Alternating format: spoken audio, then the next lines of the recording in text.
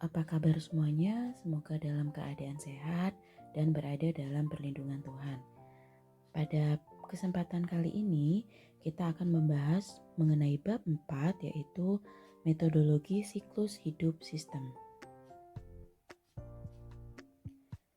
Siklus hidup sistem ini ada 5 sub pokok bahasan, yaitu pengertian siklus hidup sistem, tahapan-tahapan siklus hidup sistem, pendekatan pengembangan sistem dengan menggunakan waterfall approach, kemudian pengembangan sistem lainnya yang terdiri dari prototype dan R&D.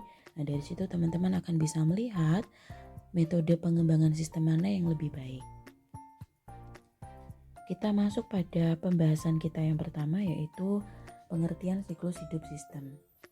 Sama seperti makhluk hidup ataupun produk, barang dan jasa ya, sistem ini juga memiliki siklus hidupnya yang disebut dengan sistem life cycle, yang merupakan penerapan dari suatu cara atau metodologi untuk pengembangan sistem atau subsistem informasi yang ada di dalam sistem besar itu yang berbasis pada komputer. Nah, untuk membuat sebuah sistem diperlukan tim atau diperlukan panitia yang terdiri dari komite pengarah SIM, kemudian analis sistem, dan juga para manajer-manajer yang ada di dalam tim tersebut. Kalau teman-teman bisa lihat ya, 3 bagian ini yang internal perusahaan itu ada komite pengarah SIM dan juga para manajer-manajer.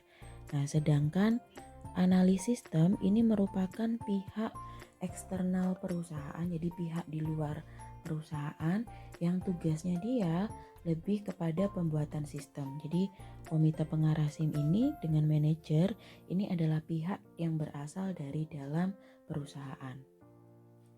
Nah, apa saja tugas dari ketiga tim tersebut ya, ketiga bagian di dalam tim tersebut. Jadi perusahaan ini tentunya memiliki eksekutif atau pimpinan tertinggi, di mana pimpinan tertinggi ini menginstruksikan untuk dibuat sebuah sistem di dalam perusahaan. Katakanlah sistem penggajian, sistem penjualan, sistem pembelian, atau sistem keuangan. Ya, jadi eksekutif ini dia akan membentuk tim yang bertugas untuk membuat sistem. Pertama, dia akan membuat yang namanya komite pengarah SIM. Kalau teman-teman ikut kepanitiaan atau ikut organisasi, tentunya tidak asing dengan istilah SC atau steering committee. Nah, komite pengarah SIM ini kurang lebih sama seperti SC tersebut. Namanya saja steering ya, berarti tugas dari komite itu adalah mengarahkan bagaimana sistem itu harus dibuat. Nah, komite pengarah SIM ini biasanya tugasnya memperhitungkan cost and benefit dari proyek pengembangan sistem tersebut. Jadi lebih banyak mempertimbangkan dari sisi keuntungan atau kelebihan dengan adanya pengembangan sistem itu atau dari sisi biayanya. Nah, komite pengarah SIM ini akan mengambil dari masing-masing unit yang ada di perusahaan ya. Bisa dari unit produksi, bisa dari unit pemasaran, keuangan maupun personalia. Bagian-bagian yang akan dilibatkan di dalam pembuatan sebuah sistem. Nah, masing-masing bagian ini nanti akan diambil 1 atau 2 orang yang akan menjadi pimpinan proyek. Nah, kalau teman-teman tahu ya, ada SC, biasanya ada OC. Nah, OC inilah yang akan bertugas lebih detail untuk membuat sebuah sistem tersebut.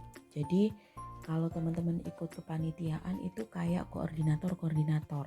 Ada koordinator acara, ada koordinator keuangan, ada koordinator humas, ada koordinator publikasi, ada koordinator dekorasi, konsumsi dan sebagainya.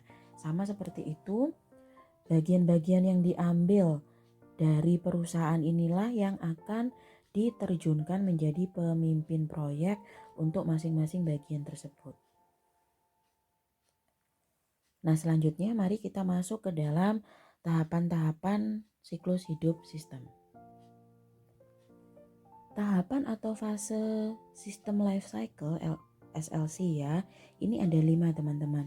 Yang pertama adalah planning atau perencanaan, di mana planning atau perencanaan ini lebih kepada studi kelayakan dari pengembangan sistem tersebut, mulai dari pembentukan tim, kemudian menyelesaikan masalah dengan sistem. Jadi mendefinisikan masalah, jadi ada masalah apa nih di perusahaan, ini dilakukan pada saat planning atau pada masa fase planning. Nah, tahapan yang kedua atau fase yang kedua adalah analisis. Jadi sistem itu dianalisis bagaimana akan dijalankan. Jadi akan dipertimbangkan kelebihan maupun kekurangan dari sistem itu, fungsi dari sistem itu, sampai kepada perencanaan-perencanaan mulai dari perencanaan sumber daya, perencanaan kapasitas, perencanaan waktu, perencanaan biaya, dan kapan kira-kira sistem yang akan dijalankan oleh perusahaan itu bisa mulai diterapkan. Ini ada di tahap analisis.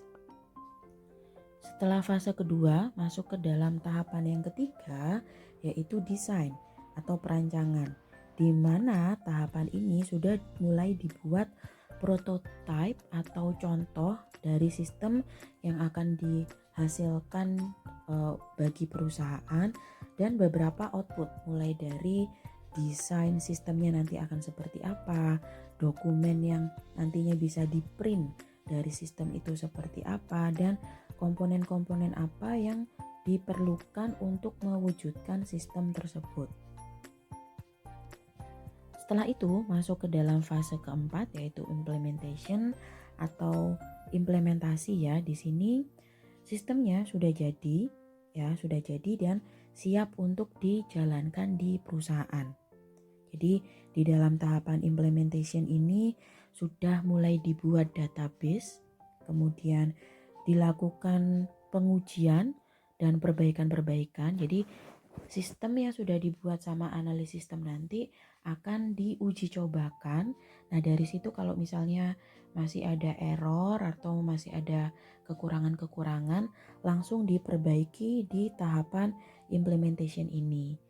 Nah, pada akhirnya sistem ini akan siap untuk digunakan.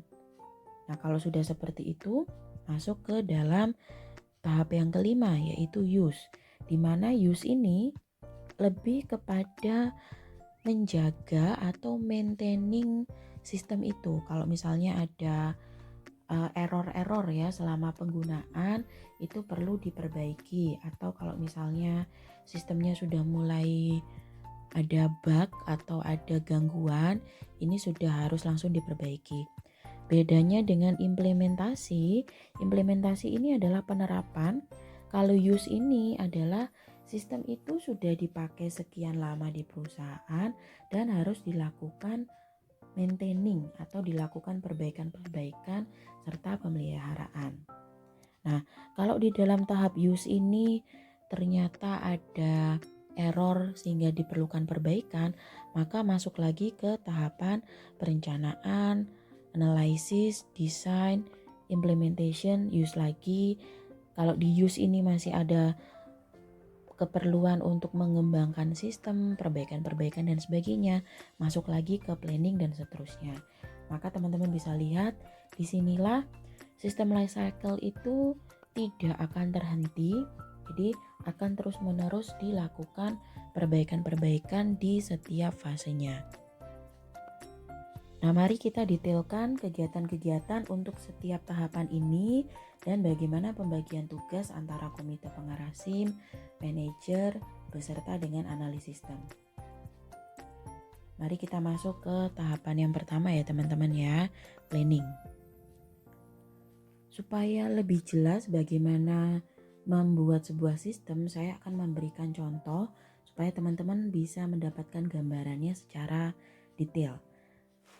Coba teman-teman bayangkan ya, kita ini punya perusahaan. Perusahaannya belum besar, katakanlah perusahaan retail gitu ya.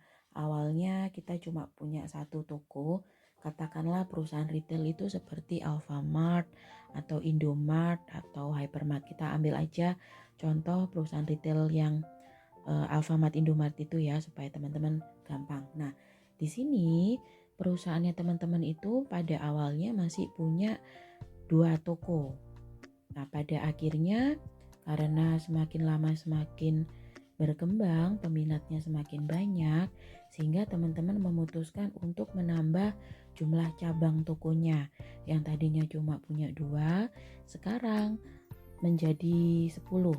Nah, di sini pimpinan perusahaan Anda itu ya merasa bahwa kok kayaknya kalau pakai pelaporan yang biasa, pelaporan penjualan yang biasa, ini kita akan kesulitan memantau penjualan dari masing-masing cabang nih. Kita nggak bisa mendapatkan data secara spesifik dan cepat mengenai data penjualan dari masing-masing cabang. Sehingga kalau tidak ada laporan penjualan, kita tidak bisa mengevaluasi dan tidak bisa melakukan perbaikan-perbaikan serta perencanaan bagi masing-masing cabang tersebut. Maka para eksekutif di perusahaan Anda tersebut mengusulkan gitu ya, ayo wes kita bikin sistem penjualan yang secara computerized itu langsung terhubung. Jadi kita bisa memantau baik itu stok barang, baik itu harga barang, baik itu penjualan ya, jumlah penjualan dari masing-masing cabang ke kantor pusat. Nah, jadi kita akan membuat yang namanya sistem penjualan.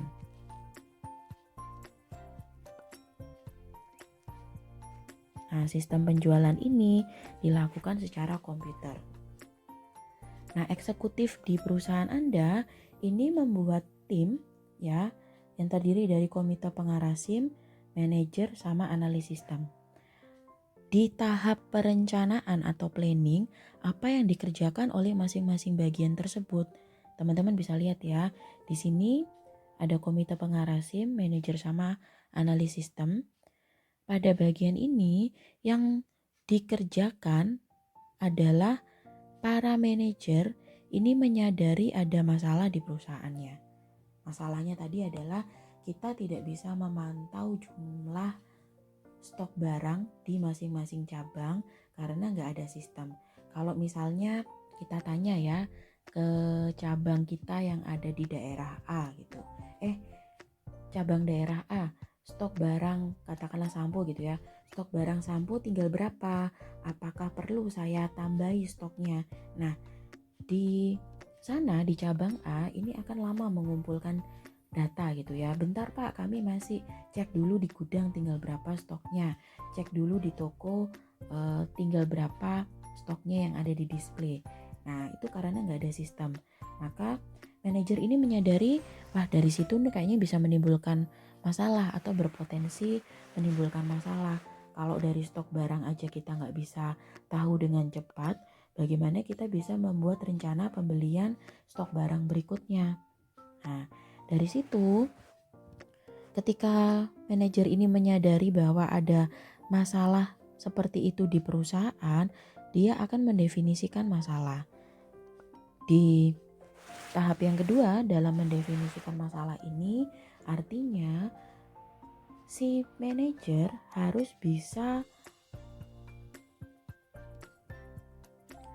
mencari akar permasalahan dari kejadian tersebut ya. Jadi mendefinisikan masalah itu mencari penyebab atau akar masalahnya.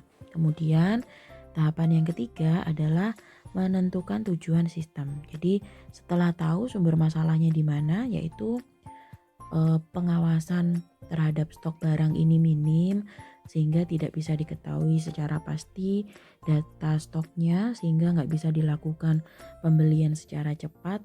Nah, maka manajer perusahaan ini perlu menentukan tujuan sistem, artinya untuk apa sistem itu dibuat. Nah, jadi kan perusahaan memutuskan bahwa mereka harus membuat yang namanya sistem penjualan.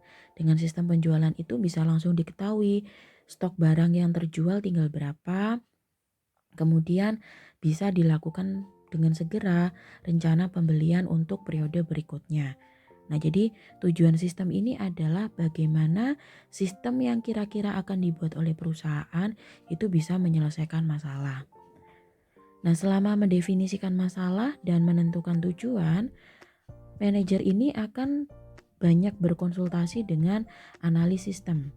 Analis sistem ini nanti dia akan memberikan solusi gitu ya. Jadi akan bertanya kepada manajer, gimana dengan stoknya? Selama ini masalahnya apa?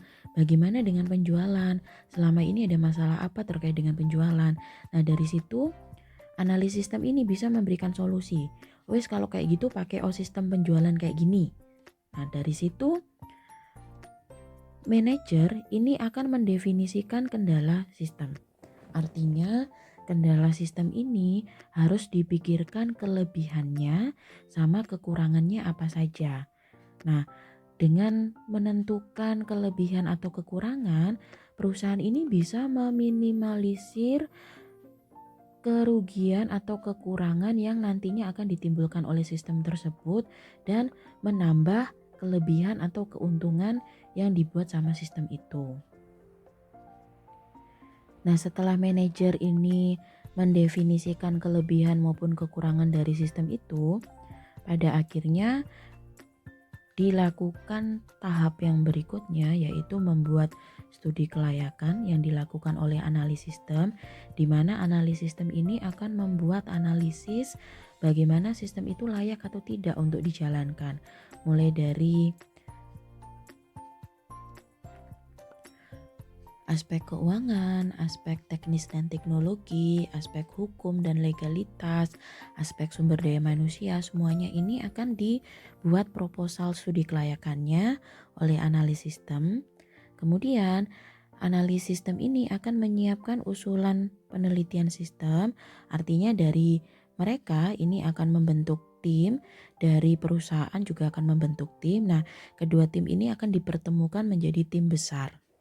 Kemudian proposal studi kelayakan dengan rencana timnya ini tadi akan diberikan ke perusahaan. Oleh perusahaan diterima komite pengarah SIM dan manajer ya. Nah, di sini nanti akan dipelajari sama komite pengarah SIM dan manajer proposal yang diberikan oleh analis sistem tersebut. Nah, kalau misalnya dari proposalnya itu disetujui, maka langsung masuk ke langkah yang ke-8, yaitu menetapkan mekanisme pengendalian. Artinya mekanisme pengendalian ini sudah mulai didetailkan ya. Siapa yang akan menjadi ketua, siapa yang akan menjadi sekretaris, wakil ketua, bendahara, bagian-bagian atau divisi-divisinya itu.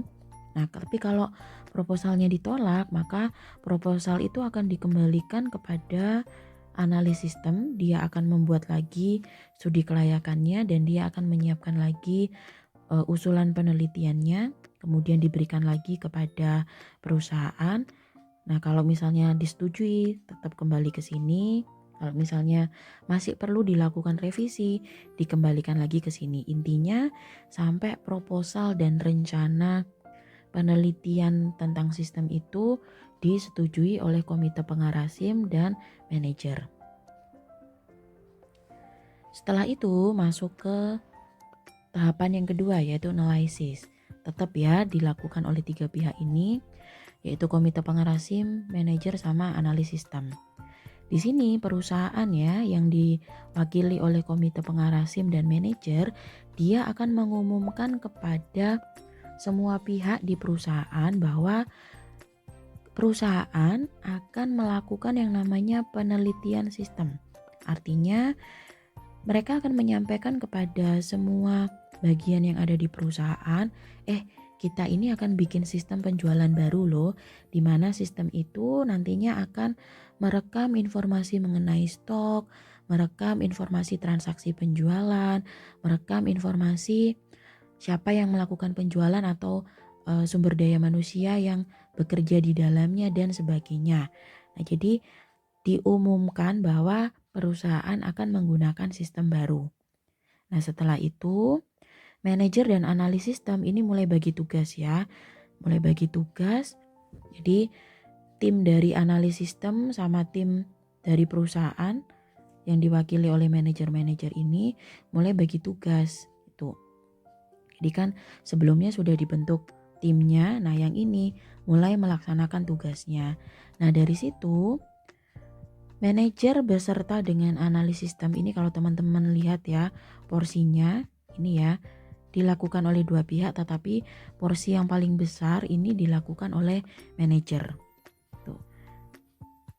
Langkah yang ketiga yaitu mendefinisikan kebutuhan informasi. Artinya dari sistem penjualan tersebut, kira-kira para manajer-manajer perusahaan kita itu butuh informasi apa saja sih? Nah, jadi didetailkan di sini.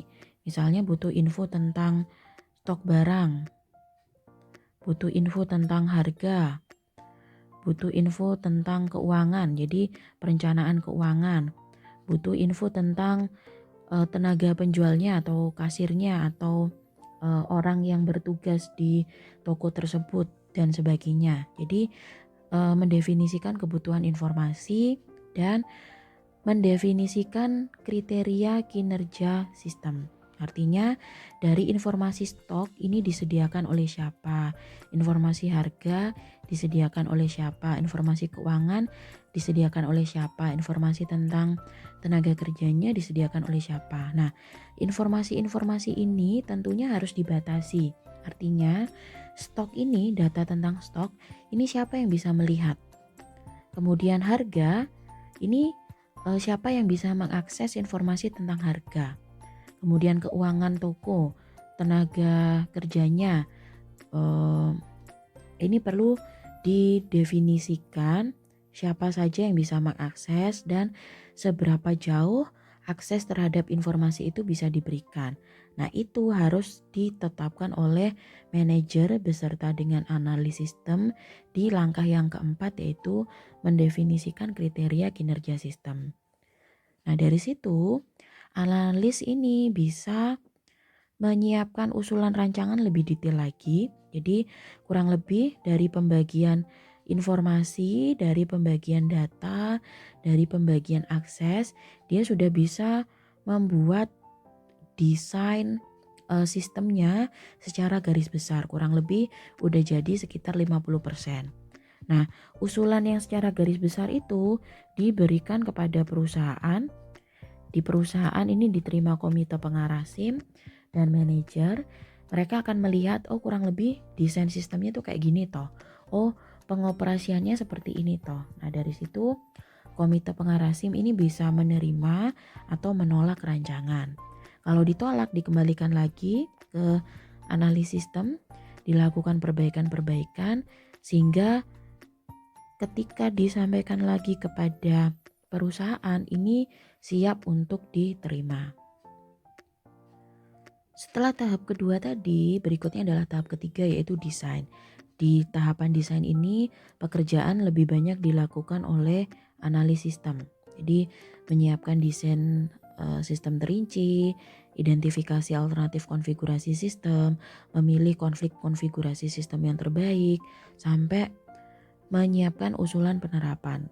Ini teman-teman tidak perlu mengetahui terlalu detail ya, pada intinya analis sistem ini sudah membuat programnya secara lebih menyeluruh gitu. Nah, jadi mulai dari proses coding dan sebagainya sampai sistemnya itu jadi. Nah, ketika sistemnya itu jadi, di sini analis sistem akan memberikan bentuk sistemnya ke perusahaan. Jadi menyiapkan usulan penerapan. Jadi kayak gini nih sistemnya nih, disetujui apa enggak? Itu. Kalau disetujui masuk ke tahapan berikutnya. Kalau masih belum disetujui berarti si analis sistem ini perlu melakukan coding, membuat algoritma lagi dan seterusnya. Nah, kalau sudah masuk ke tahapan yang berikutnya yaitu implementasi ya, tetap dilakukan oleh 3 tim ini, komite pengarah SIM, kemudian manajer dan analis sistem.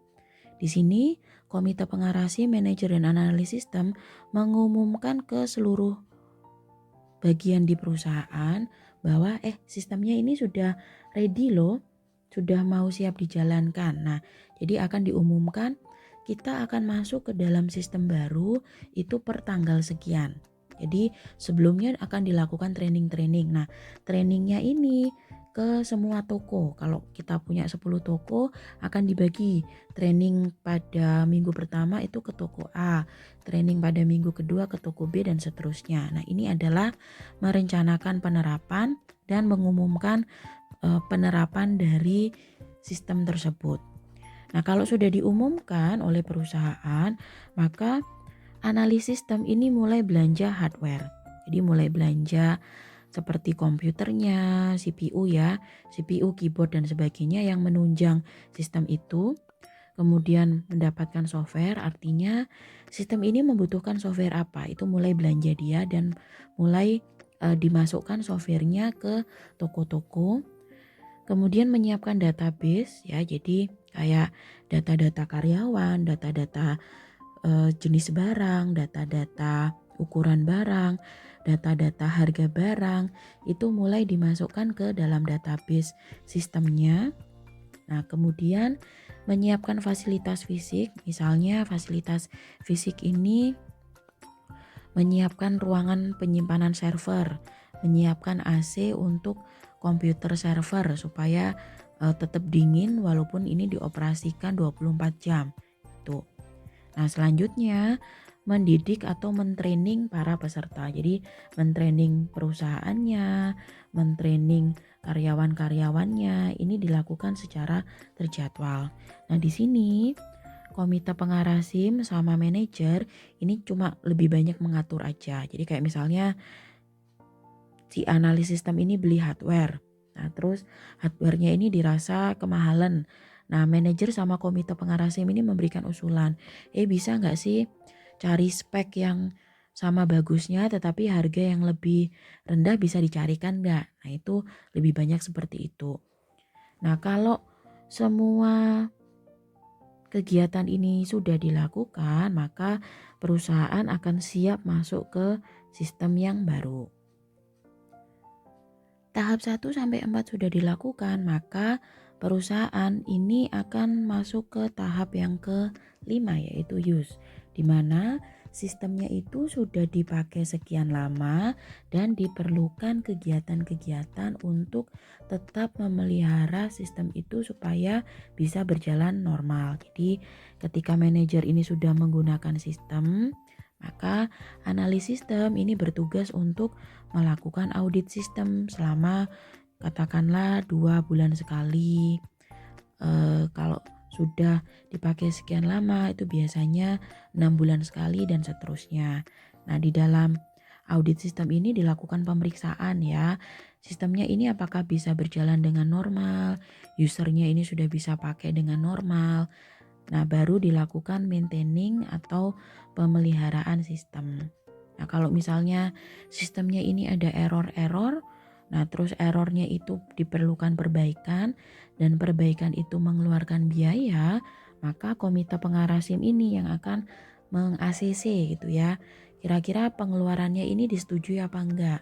Atau kalau misalnya komite pengarah SIM mengatakan biayanya terlalu tinggi, bisa nggak dikurangi gitu. Jadi use itu kegiatannya mulai dari penggunaan sistem, audit sistem, dan pemeliharaan sistem. Jadi kita sudah menyelesaikan pembahasan mengenai konsep umum atau pengertian siklus hidup sistem, kemudian tahapan-tahapan dari siklus hidup sistem di sesi yang pertama ini. Setelah teman-teman menyimak sesi pertama, jika ada pertanyaan bisa dituliskan di dalam kolom forum ya, di dalam kolom forum yang ada di Google Classroom. Kemudian kerjakan kuis di tahapan pertama ini. Jadi di sesi pertama sudah Anda lalui, silakan kerjakan kuisnya. Setelah itu kita akan masuk ke sesi yang kedua.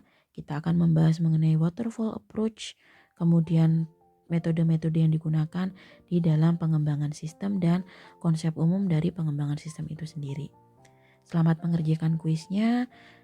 Terima kasih, Tuhan memberkati.